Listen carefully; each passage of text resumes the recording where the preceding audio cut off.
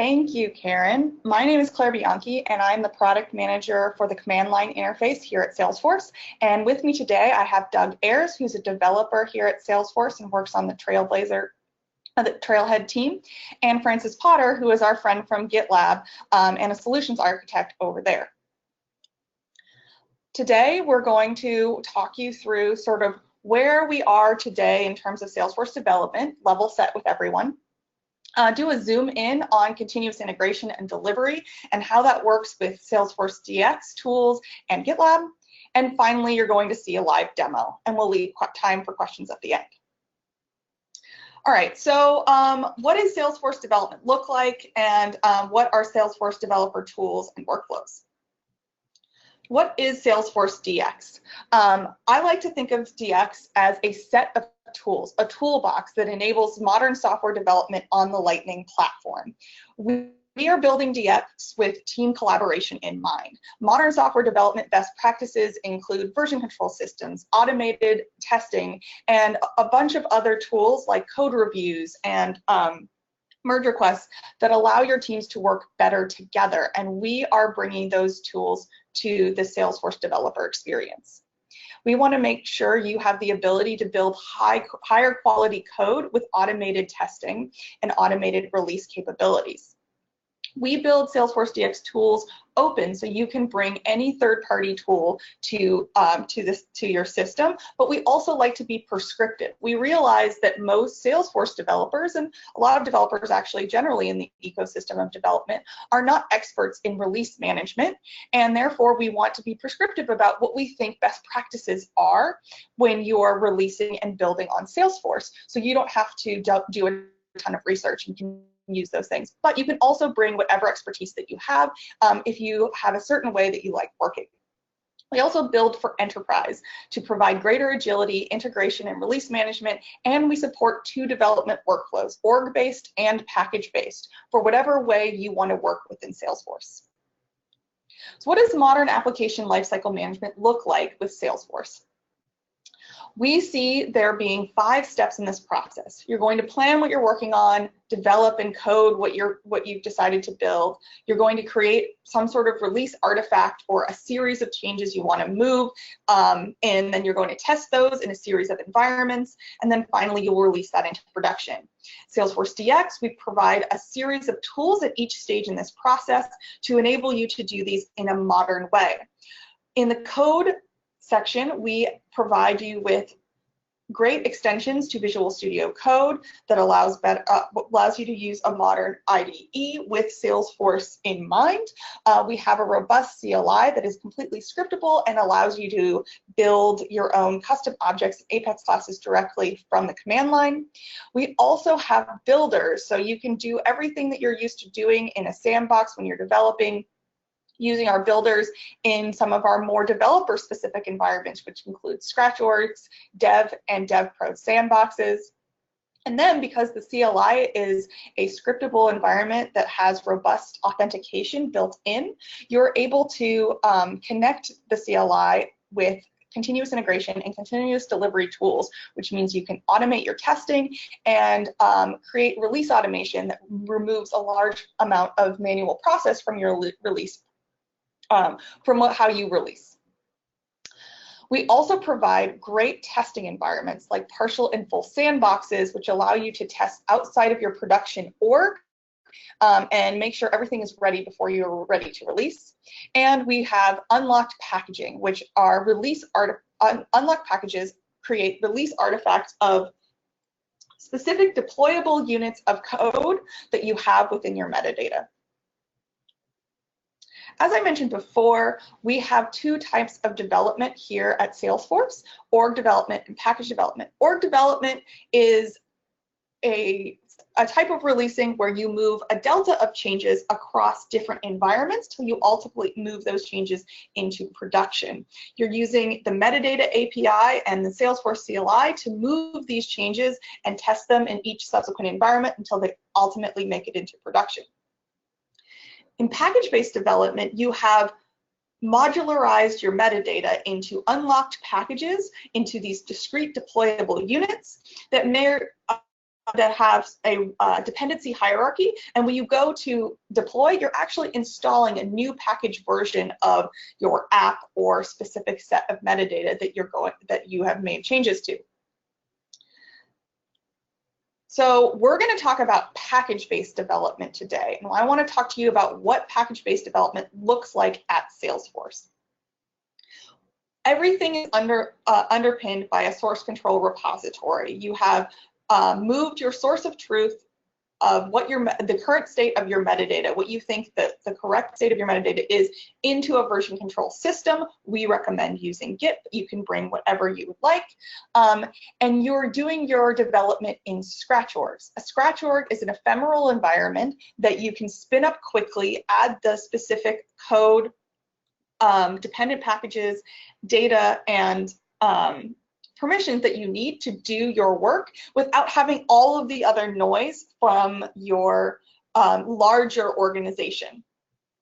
You make your changes, you commit often, and then you commit them into the source control repository. This should kick off your continuous integration process by spinning up a scratch org, running tests, and making sure everything is good with the changes you made, and then you should be doing some testing in a partial sandbox, then full sandbox, and then moving to prod. Today, we're going to talk about what CICD really looks like and how you do this with our deep integration with GitLab and their source control management system. So now I want to deep dive into continuous integration and delivery with GitLab Flow. So what are the benefits of CICD? Continuous integration allows you to automate tests at each stage in your release cycle, and continuous delivery is the practice of automating your deployments by removing any unnecessary manual intervention. You can have manual steps in your release process, but they should be the click of a button, and then an automation process should kick off at each stage that you want to have a manual step. And the reason that we think that this is really important is because it will give you peace of mind, because you always know that your tests were run at each stage in your release process. It also improves developer efficiency because you're going to identify bugs a lot earlier in the development process, probably around the same time that the developer is actually working on the code, because they're committing super often and you see a lot of bugs as you move through.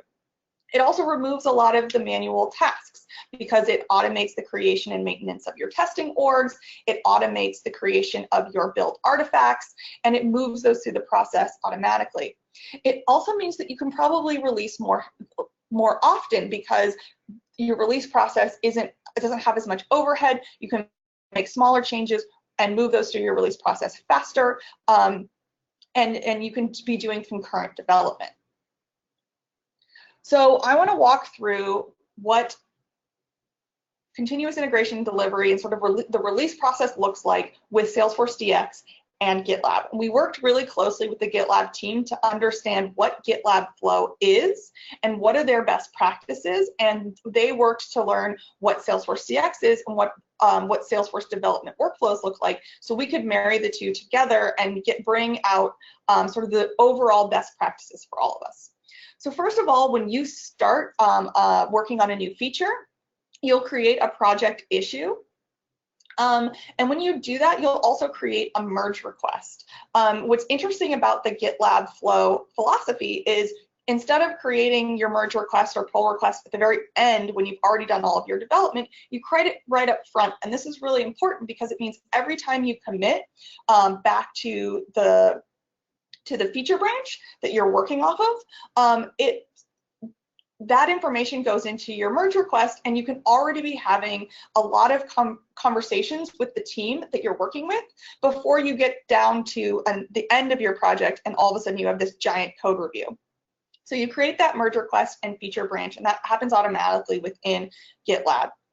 You want to pull locally the package metadata that you're going to be working on, and you're going to spin up a scratch org that has the metadata that you need in it, the dependent packages that you need, the data and the permissions that you have. You're going to develop both locally and in the org, and you're going to commit often using Git. So every time you commit, what's going to happen is it's going to trigger the first stage in the CI pipeline, which will spin up a scratch org, run your Apex tests. It will run your jest tests for LWC, and we now have Apex static analysis, which will run some security related stuff, and we can talk more about that at the end if people are interested. So as you commit, you're running all of your tests. You're also having conversations and peer review with your team. And what's great about this process is we've set up our templates so that when you every time you commit and it creates a scratch org that runs our test in, you also have that scratch org available as a review app. So the people working on your code review can also open that scratch org up and see the changes live in the org. Now, once all of your changes are ready, you're going to finalize your peer review, and your team is going to look at everything, and the merge request is going to be approved. Now, once all of the changes that you've collected in that specific project are done, you're going to initiate a merge to master. And when you initiate the merge to master, this will trigger the second half of your CI pipeline, which will run our tests in sandboxes. So in this scenario, you have, again, run a series of tests both for your Apex tests, your LWC jest tests, run your Apex static analysis. But what you're going to do is once it's ready to be merged into master, the CI system automatically creates a new package version. So now instead of moving deltas of metadata, you're installing that new package version. So that gets installed into your sandbox org, which is your review app. We're going to run all of these tests. There's going to be another amount of peer review. You're going to do user acceptance testing. So the product owner or business owner who asked for this new tool or feature can go in and see what's happening. Once all that's done and there is an approval, then you're ready to move to production. So once it's all approved, those changes gets merged into your master branch, and your package version is ready to be promoted to production. And that should be a manual step when you're all ready and everybody's trained, and then you can click to merge, and that installs your new package. So there's a lot of different things going on in terms of where things are started. So GitLab is at the center because it is your version control system. It is where you're keeping your source of truth. It's also where you're doing a lot of your commenting and collaboration. But it's connected to your production environment and your staging environments, which are your prod org and your sandbox orgs. And it also gives you that ability every time you commit back to spin up a scratch org, have that review app, and run your continuous integration scripts. It also has, if you need it, issue tracking, and you're going to be using merge requests, and allows you to do planning on the project management side. And of course, you should be doing local dev and using your development environments, which would be scratch orgs, to do all of the work. But again, all of this is sort of interconnected to your version control system, which is GitLab. So that's generally what GitLab Flow looks like and what it looks like for DX and how it interacts with all of the DX environments that we have. What I'd like to do now is pass it over to Doug and Francis to show us a live demo of all of these changes in action. Awesome, thank you, Claire. I will show my screen. All right. So to get started, I'm using one of those open tools for Salesforce development, Visual Studio Code, and I already have a Salesforce DX project checked out. Now, one of the things I like about using Visual Studio Code for Salesforce development is that one of the extensions we can install is called the Salesforce Extension Pack. And this is awesome. It provides syntax highlighting, the ability to deploy and retrieve metadata, work with different orgs, and provide a nice UI abstraction over the Salesforce CLI if you don't like to use the command line. I already have this installed, and a couple new features that you may have heard about recently is the org browser.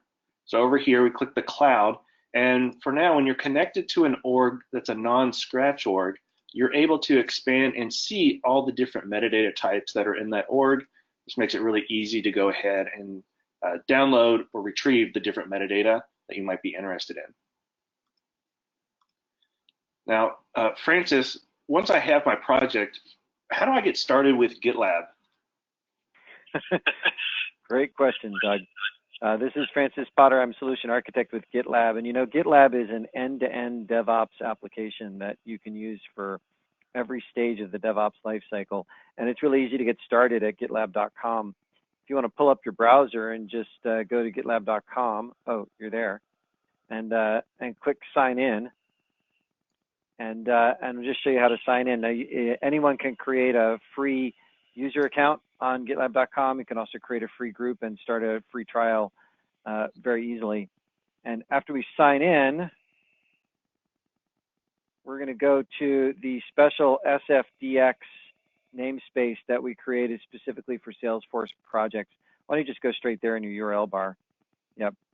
And there are 2 projects already there in the SFDX namespace. This is all publicly shared. Anyone can browse this. We're going to go into the SFDX project template, which is kind of how you get started doing Salesforce development on GitLab. And why don't we go ahead and clone that? Click the clone button, click the HTTPS button, and we're going to copy that URL. And then let's add a new project. Hit the plus, and we're just going to create a new project right there. And why are we creating a new project, Francis, rather than forking this existing one? Well, forking is great if you're planning to contribute back to the project you're forking. But in this case, we're actually creating a new project and using that as a template. So this is the easier way to do that. You can actually click import project there and just click get repo by URL and paste in your URL there. Yep, give your project a name and a slug, and click create project. And that's all it takes to get started with an SFDX project in GitLab. Now, once that project is created, it contains a GitLab CI YAML file. This is just a bare bones SFDX project here, but it contains this GitLab CI YAML file, and this is all the configuration that you need to leverage all the power of GitLab CI in your project. Essentially, it's a reference to a CI template that we maintain. This is in partnership between GitLab and Salesforce. We maintain that template that you can use for that does everything that you need, including unit testing, review app deployment, Apex testing, static application security testing for Apex, and deployment to both sandbox and production orgs. So maybe, Doug, why don't we dive into the project that you've already set up on GitLab and have a look at some of those variables that you need to set up in order to leverage the CI template. Awesome, will do. Thanks, Francis. So I'm going to toggle over where my demo project where I have already started out with that project template and have already committed up some of the metadata for the project that we just saw that I had locally in Visual Studio Code. But the GitLab CI YAML file isn't enough. We need to provide some configuration variables, specifically which Salesforce orgs and Dev Hub is the CI going to use to create scratch orgs, create unlock packages, and which environments it'll deploy into. So over on the left sidebar, I went into my CICD settings, scrolled down to the variables section, and here we can see that I've set up the configuration for which Dev Hub auth URL I'm going to use, the authentication URL for what's going to be my production org and my sandbox org. To get these auth URL values, you actually run a Salesforce CLI command. And before I do that, I want to show the documentation for not only these, but all the variables that are supported. When you go to gitlab.com/sfdx and we drill into the project template, the README down at the bottom, first it's got all the instructions of how to do what we're doing on the demo today.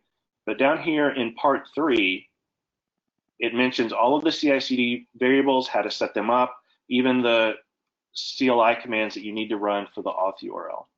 So for example, if I switch back to Visual Studio Code to my terminal, open up my terminal here, I can run this command, and for the particular org that I want to use for my Dev Hub or my production or sandbox, I can mention that here, add the verbose flag.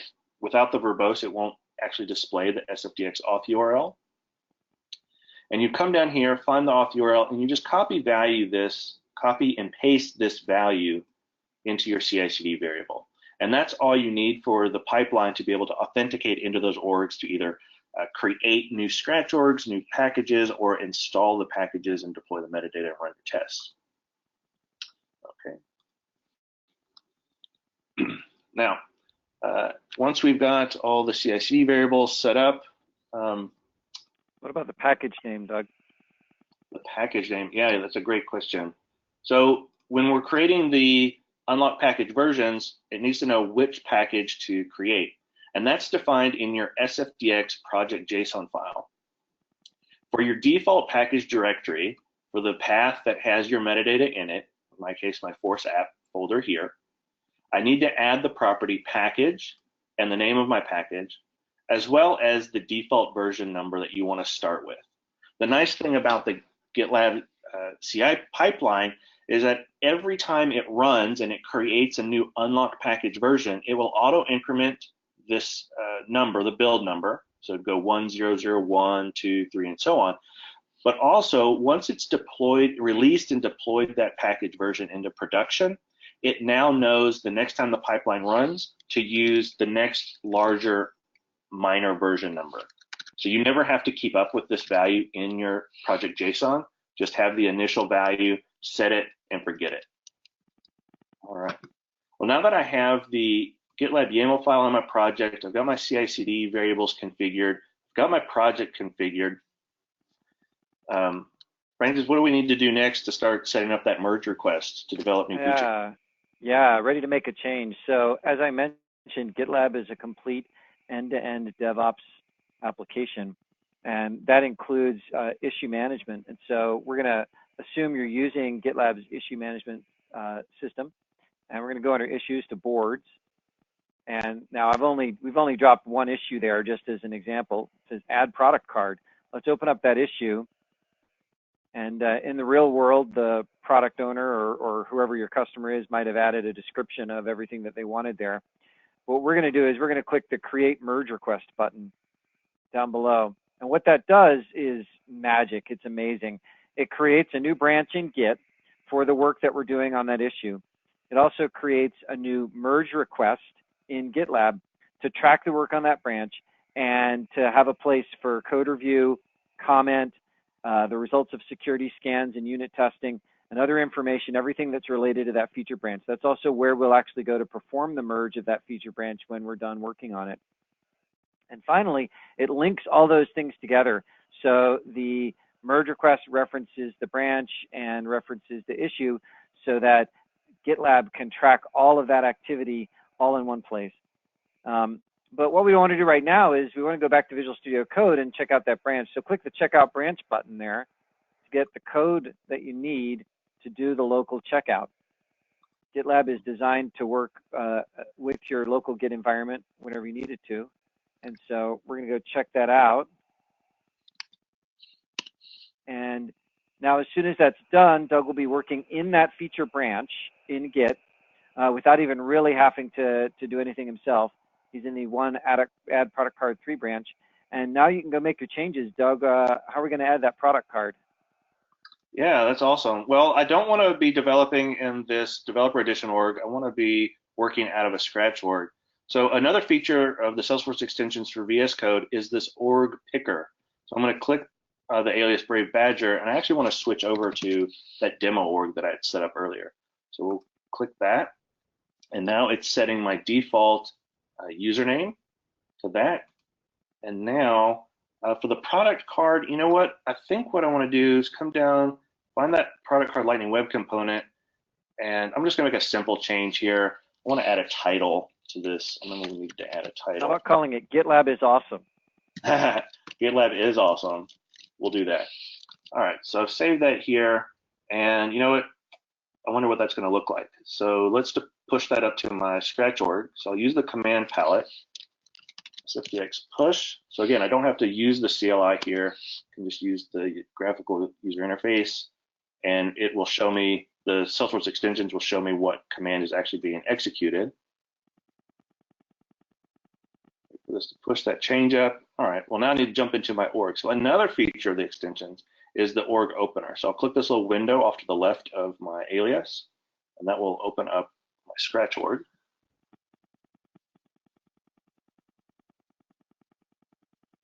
Now this demo project is based off of the eBikes app. So when I hit App Launcher, I'm going to toggle over to eBikes. Come over to our Product Explorer. Aha, oh, I see this is why we needed to implement that feature. We don't actually have the product card on the page yet. That's easy enough to do. Just edit the page. Make my declarative change here. Look up for the product card component. All right, drag and drop that. Save our page. Ah, there's our title. GitLab is awesome. Do a quick test. I click on different products. Aha, it seems to be working out great. But since I made this change in my Scratch org, I really want to get that back into my project as my source so that it's available on GitLab. Let's switch back to Visual Studio Code. And this time, let's use the command palette. Instead of doing a push, let's go ahead and pull those changes down.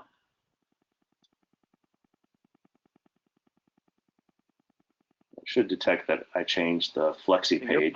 You're pulling that from your Scratch org back into your local Git repo. Yes, and I didn't have to specify what the particular metadata was. One of the awesome things about using Scratch orgs is that it automatically determines what has changed, what's different from my local that needs to be deployed, or what's different in the org that needs to be pulled down. So it's really efficient. And let's me focus on just developing and making changes and not worrying about how to get things from one point to the other. All right, so now that I've made those changes, let's see what is different here. Product card, awesome, it's got our title, it's added our component to the Flexi page. It's gonna say we added the product card. Go ahead and commit that. Now you're doing the Git push back to GitLab, right? Yep, so I just committed that to my branch, and now we'll push that back up to my remote repository, which is GitLab. Okay, so that should be done. Let's go check it back out. And refresh the page.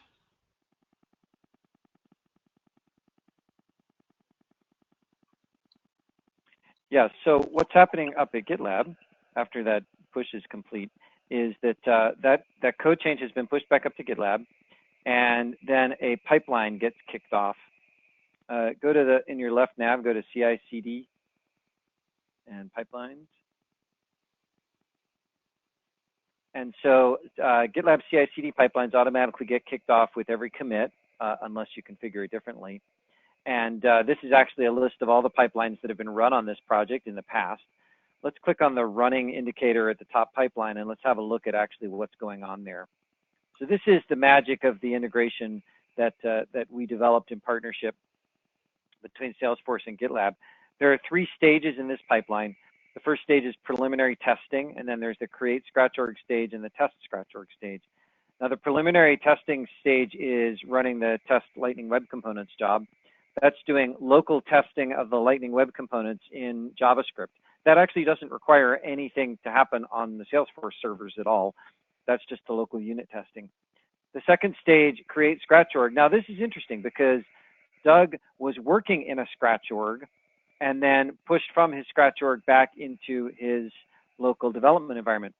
This is GitLab creating a new Scratch org specifically to act as a review app so that stakeholders such as the product manager can see the changes that have been made in that particular merge request, in that particular branch, and approve those changes before they get merged into the main integration branch, or the master branch as we call it. There's also a secondary step underneath the create Scratch org job to delete the Scratch org, so that, which is a manual step that you can perform to clean up your Scratch orgs so that you're not taking up too many of them. Finally, the last stage after creating Scratch org is to run the Apex tests. Those are tests that are actually performed in the Scratch org and that are going to be automatically run. Now, the results of all of these jobs will actually appear in the merge request in GitLab, so that before approving this merge request for merge, the product owner can confirm that all those tests ran successfully and can actually view that particular set of changes in the Scratch org, which acts as a review app. While this is running, Doug, let's jump over to the CICD template and just have a quick look at what this is actually doing and how it works behind the scenes. We're going to pull back the curtain a little bit on this. Okay, so I'm going to get back to the SFDX group. Yep, and the CICD template. Now, to use the project template, you don't actually need to go into the CICD template. This is where we manage the CICD template itself in this salesforce.gitlab.ci.yaml file. It's fairly long and extensive and well commented. Doug and I worked on it together. You can see there, if you stop for just a second, where it says stages, those are the stages of the jobs those are the stages of the pipelines that are run. Now, not all of those stages are running on the pipeline that we just looked at. And that's because the pipeline we just looked at is within the context of a merge request. So it's only running the testing Scratch org and test Scratch org stages.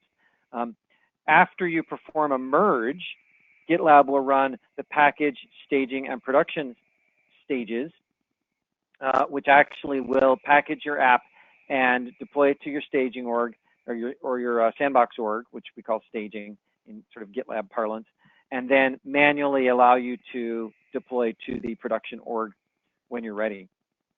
And so the details for all of these jobs are contained within this file, and you're welcome to review these and even ask questions about it if that's helpful. Although, as far as we know, it all works really well. Why don't we go one more thing? Let's go back to the pipeline there and see if we can get at the Scratch org that was created. This current pipeline might not be completely done. Can we go back to a previous pipeline that actually finished all the way through to the Scratch org stage? Doug, do we have one of those? Sure, let's check here. We got this one. No, not that one. You want the one before it. Okay, that one's still creating a Scratch org. Here's a completed one. Yeah. There. And then if we go into go into the create Scratch org job. This is actually all the details of that particular job, the whole output of the job. And we created the Scratch org creation process in kind of an odd way in order to get it to work in GitLab, which is over on the right next to job artifacts. If you click the browse button there, and then click on environment.html. There's a couple of extra steps just to get us, because what we've done is we've taken Salesforce orgs and turned them into GitLab environments. And so it's a little bit of a complicated mapping there. It requires an extra step in order to get to it. But this will actually, now that was from yesterday or the day before, so maybe it's actually no longer, maybe that Scratch org's been deleted. Yeah. Anyway, that's how you would get into your Scratch org to see the work that you had completed.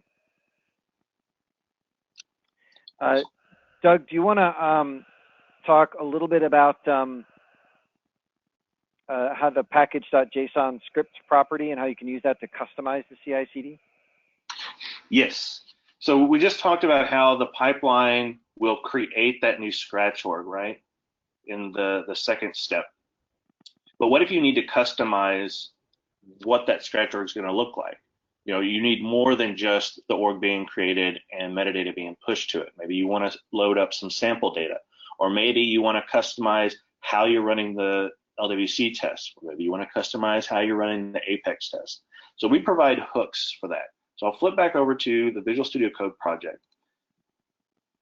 When you do Salesforce development with Lightning web components, one of the aspects that's needed to run the Jest test is Node.js, and that introduces the concept of the package.json file.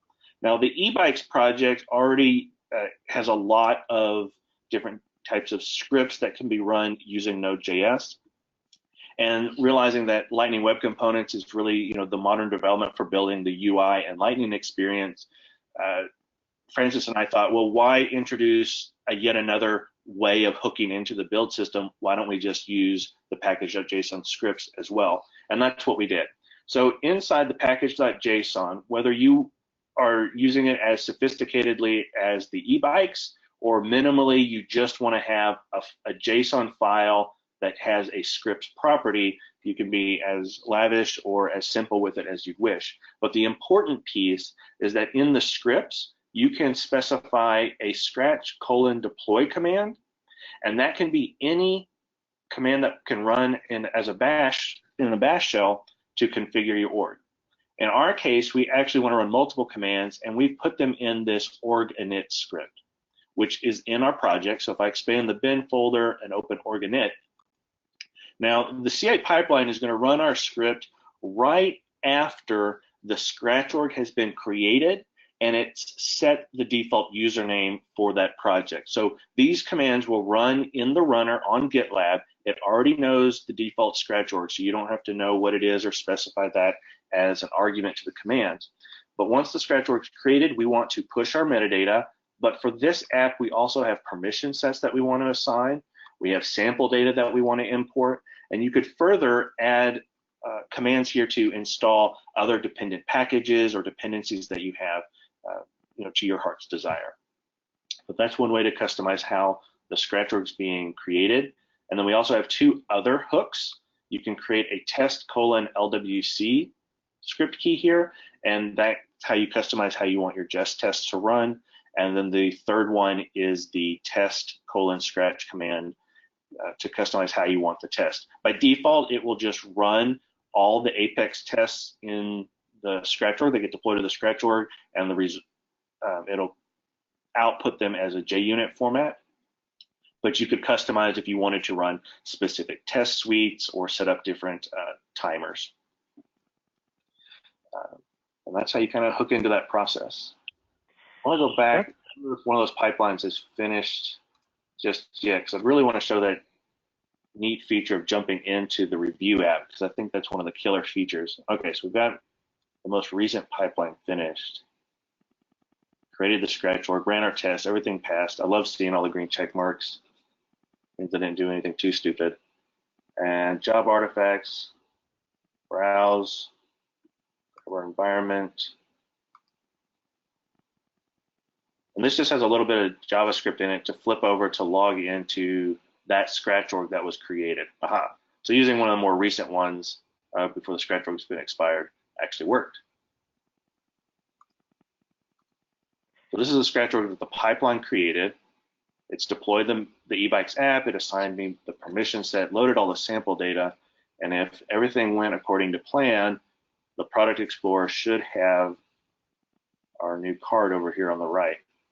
And it does. GitLab is awesome.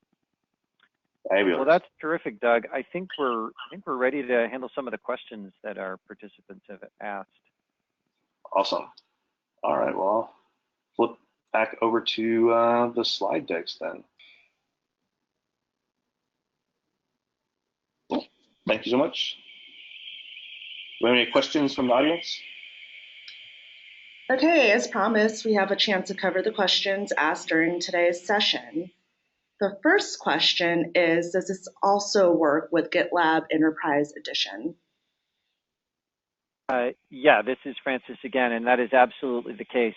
GitLab is available both as an on-premise or what we call self-managed, as well as software as a service, GitLab.com. It's the exact same code base in both cases, and everything that you've seen here will also work in an on-premise or GitLab Enterprise Edition.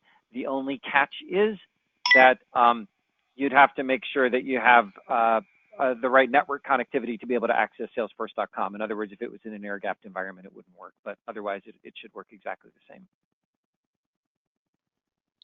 Is there security scanning for Apex in GitLab? Yeah, absolutely. That was just, we didn't get that in for the demo today, but it was just introduced in the August 22nd release of GitLab, is our static application scanner for Apex. And so that's fully supported within the GitLab static application security testing. That's actually only available at the highest tier, which is the ultimate or gold tier of GitLab. Yep, it's all there. Yep. And there's a video on YouTube that demos that just went up yesterday. If you just Google GitLab SAST, S-A-S-T, it'll bring you over to this documentation, and it supports many languages, not just Apex and Salesforce, but it auto figures out based on the code in your project what different security scanners need to be ran.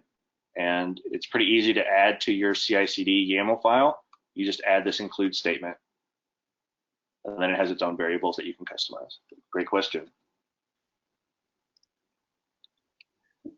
Is GitLab required to achieve what is being presented, or is it agnostic for any repo?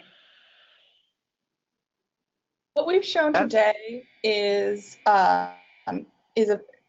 specific to GitLab in that GitLab and GitLab pipelines are deeply integrated with each other. The steps that you walked through, if you already happen to use a different CI tool, you could recreate many of those steps, but the process of automatically creating that review app and those things and having, say, static analysis built in, those are specific to GitLab, but again, that YAML file is available as a template, and there's a trailhead that shows you how to do it. If your company isn't using GitLab, you can reproduce a large portion of this without GitLab.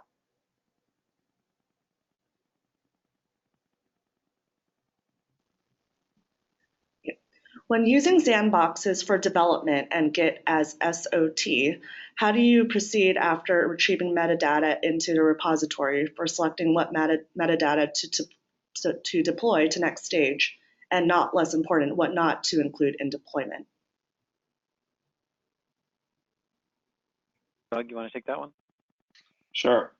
So in today's demo, we showed a GitLab CI pipeline that ran bash commands that assumed that the project was using scratch orgs, a dev hub, and unlock packages, right? So that pipeline is not appropriate right now for the other use case of org-based development, where you're just deploying, the metadata of your project into a scratch org. So if we were just deploying Force app using the traditional Force MD API deploy or Force source deploy commands. However, conceptually, you would just customize that CI/CD pipeline wherever it was creating a scratch org. You obviously wouldn't create a scratch org. You could just do the deploy command. You would just swap out the CLI commands from the pipeline to just do the appropriate command to deploy. So instead of places where we did force source push, you would change that to be a force source deploy or a force MD API deploy, depending on how your metadata in your project is organized. But the concept is still the same. The CI pipeline is just automating CLI commands that you would have run manually, and to specify which org, which sandbox you're deploying into, instead of you manually authorizing here and specifying it, you were giving those auth URLs to those environments in the CI environment variables.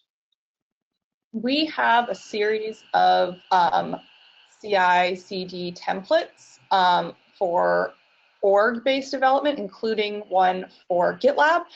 That's available on our a list of all of those repositories can be found in our documentation for developing Salesforce development documentation, and I can make that available.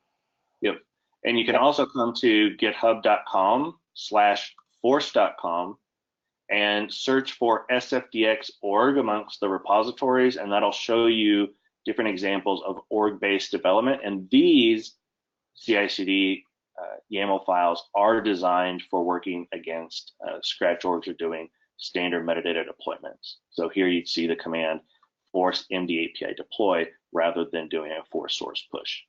And Doug is showing a YAML file that is specific to GitLab. It's hosted in GitHub because that's where we have our public repos available for all of our CI examples, but it's a GitLab example. Thanks. Great. There is a question about updating Scratch orgs. In case my development effort takes a long time and a different developer has updated a component that I'm also working on, what is the process to merge the work down to my org for testing before moving on to the next branch or org? Yeah, that's a great question. So in the particular example that we were working through here, we were working in a branch. That was the feature branch for that particular feature. If other developers are working on the same feature, then they need to be working in the same branch. And when you push to GitLab and do your pull from GitLab, you'll actually be merging your code with theirs. And so the Scratch org and test process that we showed you in the pipeline is actually your way of validating that your work and the other developers' work are going to work together correctly. That's you're using Git correctly to do that when you take that step. Yeah, so when you have a team of people and they're each working in their own personal Scratch orgs or whatever Salesforce environment that they're developing in, or just making changes to the code straight in their IDE, however they do it, to synchronize those changes with the other team members is not a Salesforce question, it's not a GitLab question, that's a Git version control question. So at that point, you would want to merge your changes to a common branch, or you could check out your coworkers' branch that they've been developing in, and you would merge that into your local copy of the code, and then you would then be able to deploy, from your local into your Scratch org. Or if you're just merging through the merge requests in GitLab's UI, that's going to run the pipeline and get things changed. But at the end of the day, to get it into what you would consider your local or personal development environment, you're going to be checking out, pulling those changes from the appropriate branch that has the changes and doing that merge using Git. Good question. We also have a trailhead on how to do that. You go to trailhead.com, and shameless plug since I wrote it, how to develop as a team with Salesforce DX and Scratch orgs.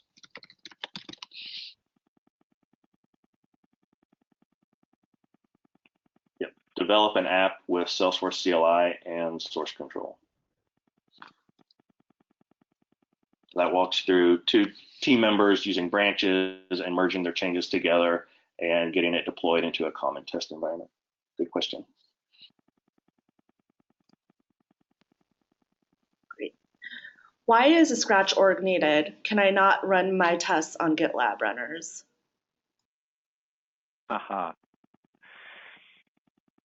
You can run your Apex tests. Your Apex tests require a Scratch org because they actually have to run on Salesforce. And obviously using a Scratch org as a review app is, it has to be on Salesforce. The Lightning Web Component tests, though, are unit tests that run on GitLab runners. And if you have other types of code in your repository, you can certainly run those tests on the GitLab runners. But to actually run the Apex test, those require being within a Salesforce org. Did I get that right, Doug? Yep, you did. The jest tests are JavaScript.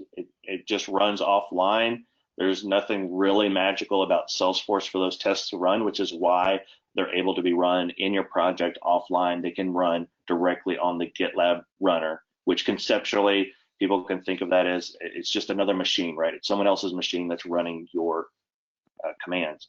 But for Apex tests, that's proprietary Salesforce programming language, that has to be deployed into a Salesforce environment, such as a Scratch org or a Sandbox or Developer Edition org.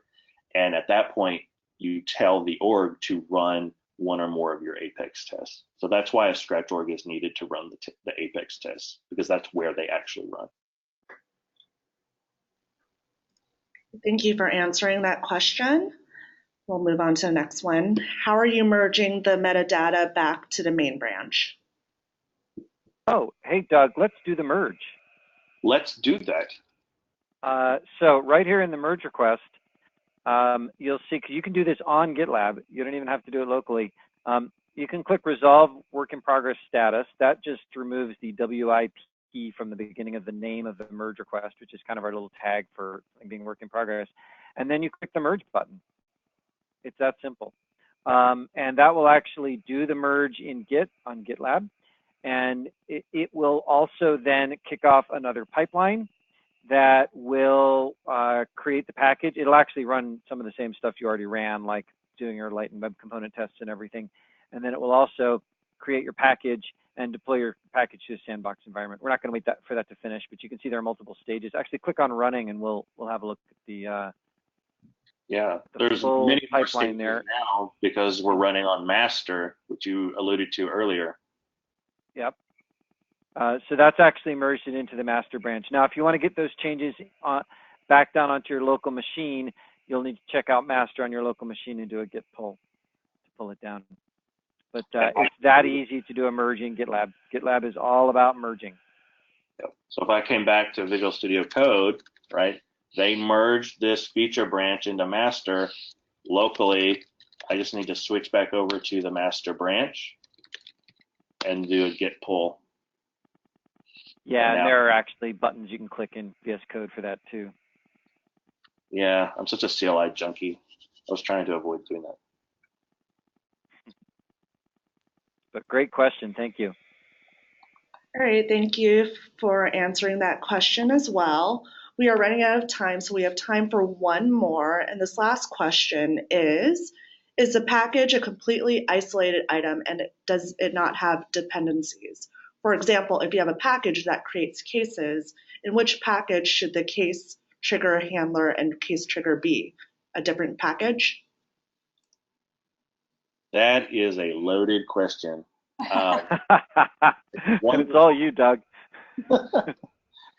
And I think I'm gonna wimp out on that one and say it really depends.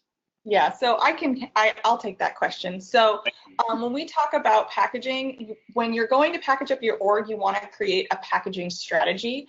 We have a couple of trailheads that help you develop this, but your packages can have dependencies, but you have to install that or deploy that metadata or install the dependent packages before the package that has dependencies on those packages. It really does depend on how you've decided to package up your org. If you have the specific, a package that creates cases, and the case trigger handler and the case trigger probably should all be in the package. But for example, you may have some shared custom objects that you've built that that you want available in all of your sort of higher level packages. Those might become its own package, and these are sort of the packages and then that package needs to be installed before you can install the subsequent package. And you can set this up in your CI as well. So when you define what you need your Scratch org to look like, it can involve also installing packages before you move your metadata into that package. So you can have dependencies and have a strategy for that. We have a dependency API, which is currently in beta, which helps you understand what pieces of your metadata are associated with each other, how are the dependencies related. So if you're going about packaging up an org that already exists and you didn't start with a packaging strategy to begin with, using the dependency API is a great way to start to understand sort of where clusters of metadata are. And how to set those things up. But it is really specific to your use case, and so you're going to want to sit down with your team. Now, if you're starting from scratch, one of the absolutely best things that you can do is think about what your packaging strategy is going to look like, what teams are going to be working on which features, and therefore how you want to package up your app. And that's it. Great. Thank you all for your questions and to all of our panelists today for answering them and for the presentation and the demo. And for all of you who are joining us, be sure to check out the CICD module on Trailhead, which is on the screen right now, as well as gitlab.com/sfdx to find out more about the topics that we talked about today.